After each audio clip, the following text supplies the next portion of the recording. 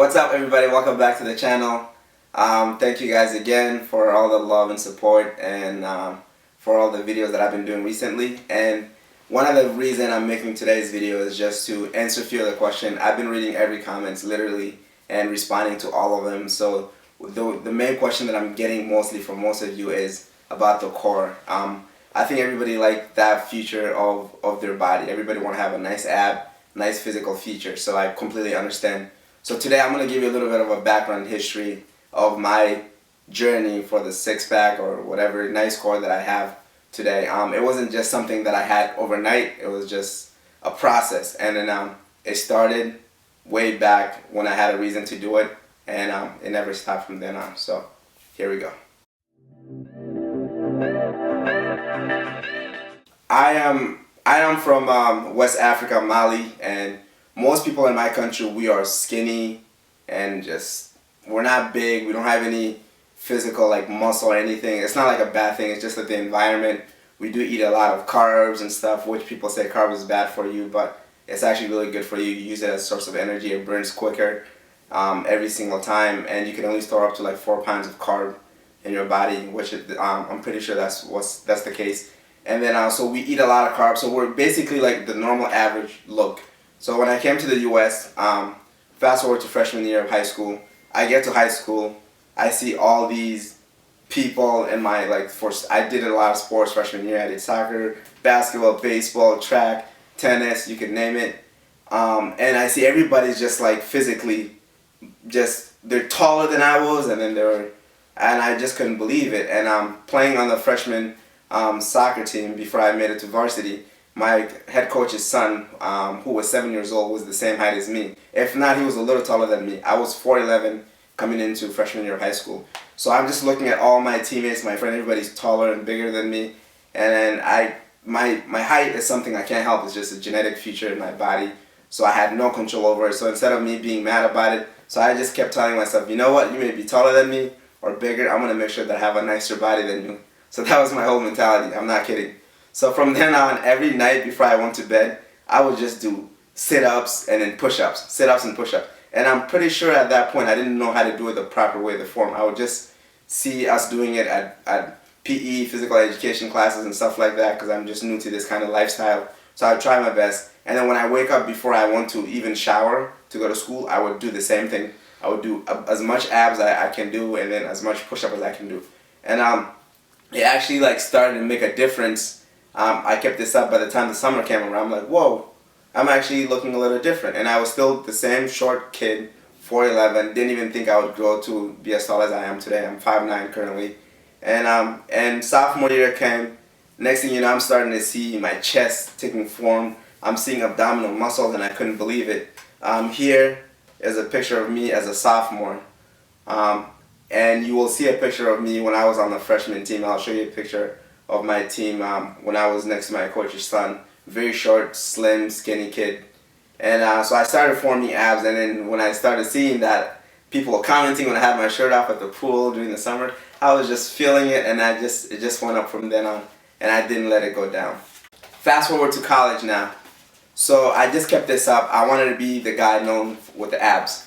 So everybody's always talking, oh, Hell has a six-pack. And then, to be honest, it felt good. All of us want to feel good and have some kind of something nice told to you about by people. And even though it shouldn't matter, but it does feel good.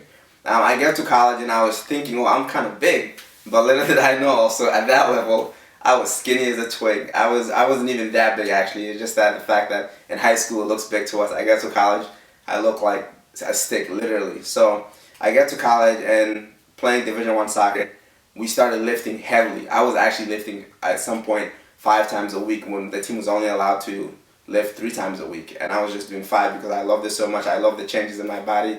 So our strength and conditioning coach was also the strength and conditioning coach for the football team. So any workout the football team was doing, he would put me in there because he knew I loved it. And actually, believe it or not, at that point, I was I was squatting more weights than some of the football players. I was reaching, my first year squatting with him, I was getting 445. I got to 500 pound. I got to 545 was my max with him.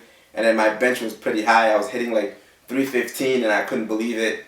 And my abs were starting to even bulge out more because I'm doing I'm gaining more muscles and everything like that. But it wasn't so smart for the soccer standpoint because my stamina wasn't the same. I was carrying a lot of weight, even though it never affected my speed. Speed was always there. It was just the fact of endurance, the weight that I was carrying.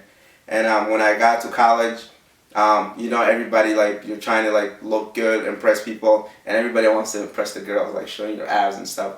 So it kind of keeps you motivated. It's like, oh, I have abs, people are gonna be checking me out. Let me just keep this up.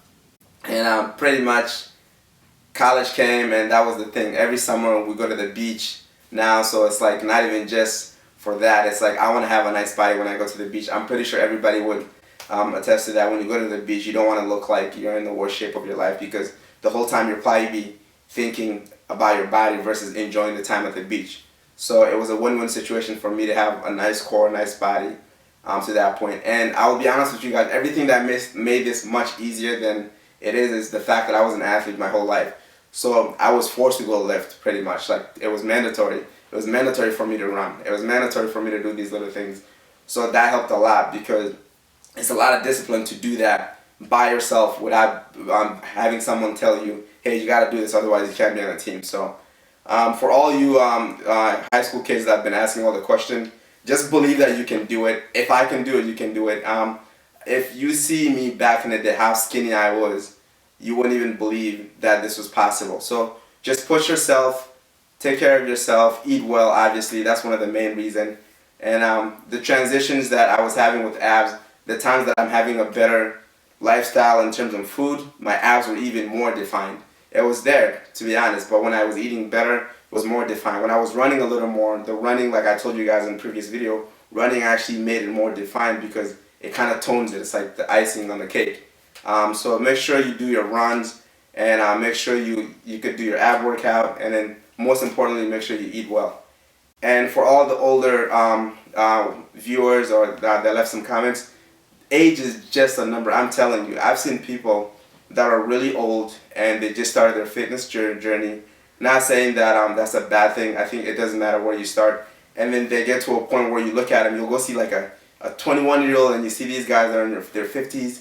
You're like, how did they do this? It's just the fact that they were disciplined and they wanted it bad. So if you feel like, oh, I'm way past that stage, but at the end of the day, if it's in the back of your head, it's bothering you, I want to have a nice body, you could definitely do it. Just small step at a time. Like for my running, it started just being 10 minutes, and next thing you know, it went way beyond that. Same thing, if you want to take care of your core, you want to take care of your whole body, just start small step at a time. I guarantee you with the consistency, you're going to start seeing changes, and you'll reach your goal.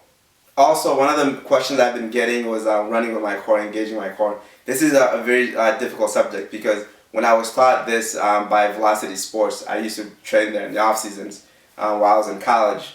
They kind of helped me learn that engaging your core when you're running doesn't mean you're flexing your core. Because if you try this, even while you're watching this video, try to flex your core and think about how difficult it is to actually breathe when you're trying to like get that muscle flexing. It's hard to breathe because you're almost like holding your breath. And even my tone of voice, you can tell, it makes me out of breath. It doesn't work that way. So engaging your core basically is you want to focus on certain muscle group in your stomach area. It depends like how you are as a person. For me, it's easier for me to engage from the outer, so kind of like inner obliques in. So I feel that. So basically, it's just tighten it a little bit. You're not flexing. You just tighten it a little bit, and once you start running, that's gonna make the engagement much better. You're gonna feel a little more tug and pull as you're running, and then you could actually breathe normally. You can take a nice deep breath, and then you can release the breath out with no problem, no issue. But if you try to like flex your core, and while doing that, it won't work. You're basically like cutting your air intake, and then it might work your abs a little bit, but to be realistic, you can't do that for your whole run. So kind of like have a little pressure on any area of your abdominal muscle, and it'll get it engaged, and then the tug and twist will start happening. It's really hard to explain it.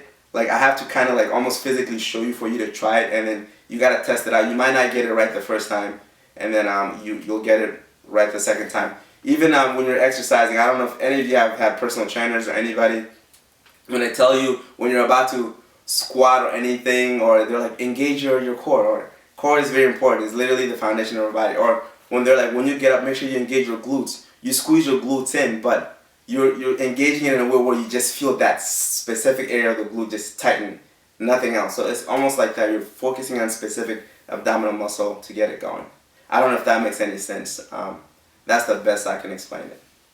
For those of you who wants to get going on this journey to take care of your core and your overall body, just make sure that you are staying consistent. What I did in high school was I was doing abs in the morning before I went to school and at night. So just set a time when you get up right away in the morning, do like 3 sets of 15. It may seem small, but it's more about the consistency of it. The more you do that, if you're doing it for a few weeks, few months, you're going to see the difference. So that'll help you out a lot. One thing I also used to use was an app that was like 30 days ab, and it'll show you routines of abs what you should do every single day. So I stuck to that at some point, and that was helping me out a lot with my core. So if you want to do anything to help yourself out, just be consistent with it, and I guarantee you, you're going to see the result. I hope that I've answered many of the questions. I'm pretty sure I probably left something out. But if you still feel like I left something out, you want to hear more details, please let me know in the comments again. Or also you could DM me on my Instagram, and I always get back to people. So let me know, and then I will go from there. Thank you so much again for watching this video. I hope it answered a lot of questions, and I'll see you guys in the next one. Take care. Bye.